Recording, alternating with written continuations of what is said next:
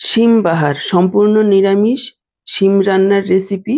রান্না করা একেবারেই সহজ আর গরম গরম ভাতের সাথে খেতে অসাধারণ লাগে এই শিমের রেসিপিটা সাধারণ হলেও এর স্বাদ কিন্তু অসাধারণ। তো চলুন দেরি না করে রেসিপিটা দেখে নেওয়া যাক। নমস্কার বন্ধুরা, আহারে বাহার রান্নাঘরে আপনাদের সবাইকে অনেক অনেক স্বাগত জানিয়ে শুরু করছি আজকের এই দারুণ স্বাদের শিম রান্নার রেসিপি। শিম বাহার রান্না করার জন্য দেখুন আমি এখানে নিয়েছি 300 গ্রাম শিম। শিমগুলোকে দুদিকের শিরটা এভাবে ছাড়িয়ে নিয়ে 2 টুকরো করে কেটে নেব। দর্শক বন্ধুরা, আজকের পুরো ভিডিওটা দেখে ভালো লাগলে অবশ্যই একটা লাইক করবেন, প্রচুর প্রচুর শেয়ার করবেন, আর আপনি নতুন বন্ধু হয়ে থাকলে চ্যানেলটাকে সাবস্ক্রাইব করে সাথেই থাকবেন। বেল বাটনটা অল করে দিলে আমার দেওয়া এইরকমই ঘরোয়া দারুণ টেস্টি রেসিপিগুলোর নোটিফিকেশন সবার আগে আপনাদের কাছে পৌঁছে যাবে। ফেসবুক থেকে ভিডিওটা দেখে থাকলে আহারে বাহার রান্নাঘর পেজটাকে ফলো করার অনুরোধ রইল। শিম কাটার সময় অবশ্যই আলোর অপোজিট দিকে এভাবে দেখে কাটবেন, তা না হলে শিমের ভেতরে অনেক সময় পোকা থাকে, সেটা এভাবে দেখলেই দেখা যায়। দেখুন সবগুলো শিমই আমি এভাবে কেটে নিয়েছি, আর সাথেই নিয়েছি মিডিয়াম সাইজের 2টো আলু। আলুটাকেও লম্বা করে পাতলা পাতলা করে এভাবে কেটে নেব, যাতে শিমের সাথে একই সাথে সেদ্ধ হয়ে যায়। একটু পাতলা করে কাটতে হবে। আলু চাইলে আপনারা দিতেও পারেন, নাও দিতে পারেন, তবে দিলে একটু খেতে ভালো লাগবে। আলুর পরিমাণটা আপনাদের নিজেদের প্রয়োজন অনুসারে কম বেশি করে নেবেন। আলুগুলো আমার কাটা হয়ে গেছে। এবার শিম আর আলু আরো একবার ভালোভাবে ধুয়ে নিতে হবে। দেখুন শিম আর আলুগুলোকে ধুয়ে নিয়ে চলে এসেছি। এদিকে একটা মশলা তৈরি করব, তার জন্য দেখুন নিয়েছি 2 টেবিল চামচ পরিমাণ সাদা তিল। সাদা তিলের পরিবর্তে আপনারা পোস্তও নিতে পারেন অথবা চিনেবাদাম।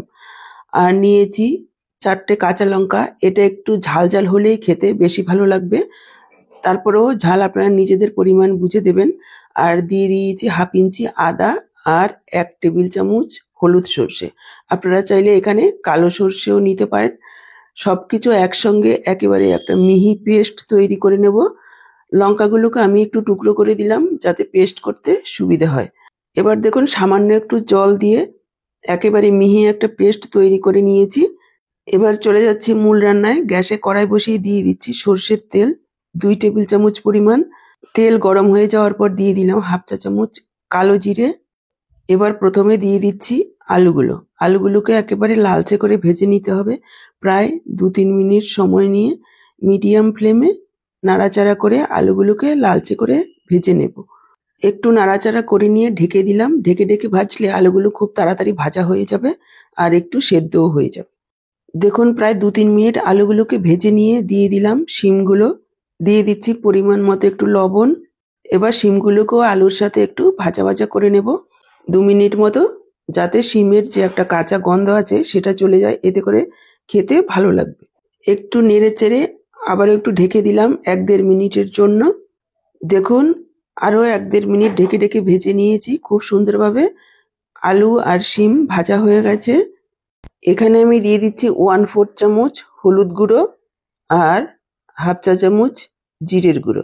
একটু মিশিয়ে নিয়ে দিয়ে দিচ্ছি 1/2 চা চামচ পরিমাণ কাশ্মীরি লাল লঙ্কার গুঁড়ো। এটা সম্পূর্ণ অপশনাল, আপনারা চাইলে নাও দিতে পারেন। এবার দিয়ে দিলাম পেস্ট করে রাখা মশলাটা, আর মিক্সচারের জারটা ধুয়ে একটু জল দিয়ে দিলাম। এবার পুরো মশলাটাকে কষিয়ে নিতে হবে প্রায় 2-3 মিনিট সময় নিয়ে, যাতে করে মশলার একেবারে তেল ছেড়ে আসে। নাড়াচাড়া করে নিয়ে একটু ঢেকে দিচ্ছি। ঢেকে ঢেকে কষালে মশলাটা খুব তাড়াতাড়ি ভালো কষানো হবে। গ্যাসের ফ্লেমটাকে লোতেই রেখেছি। দেখুন ঢেকে ঢেকে প্রায় 2-3 মিনিট মশলাটাকে কষিয়ে নিয়েছি। খুব সুন্দরভাবে মশলাটা কষানো হয়ে গেছে।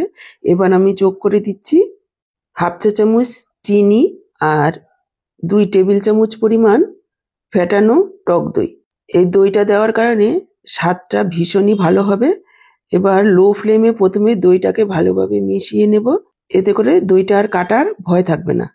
খুব বেশি ঠান্ডা দই ব্যবহার করবেন না, তাহলে দইটা কেটে যেতে পারে। এবার আরো 1-1.5 মিনিট দইটাকেও কষিয়ে নিয়েছি সবকিছুর সাথে। তারপর আমি যোগ করে দিলাম জল। এখানে আমি 1/2 কাপ পরিমাণ জল যোগ করেছি, কেননা আলু আর শিম প্রায় 70% সেদ্ধ হয়েই গেছে, আর অল্প সেদ্ধ করলেই হয়ে যাবে। আর এটা খুব বেশি একটা ঝোল ঝোল হবে না, একটু মাখো মাখো টাইপের হবে।